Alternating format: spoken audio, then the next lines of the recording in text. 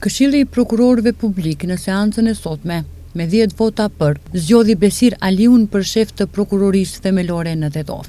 Aliu ka ushtruar këtë funksion edhe gjatë mandatit të kaluar, duke u zgjedhur për herë të parë në vitin 2020 nga Këshilli i prokurorëve. Ai ka përvojë të gjerë në sistemin e drejtësisë, duke qenë gjithashtu antar i Këshillit Drejtues të Akademisë për Gjykatës dhe Prokuror. Antarët e Këshillit të prokurorëve publik bashkë me kryetarin e Këshillit Bashkim Besimi u zgjodhen për të përzgjedhur kreun e ri të prokurorisë themelore publike të Shkupit. Në procesin e votimit, Anel Fidoski mori mbështetjen më të madhe duke siguruar kështu postin udhëheqës.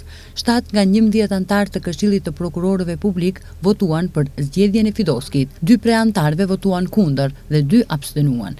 I pyetur për përzgjedhjen dhe programin e prokurorit të ri, Besimi tha se i dha një shans Fidoskit, sepse në intervistë kishte dhënë rezultate të mira.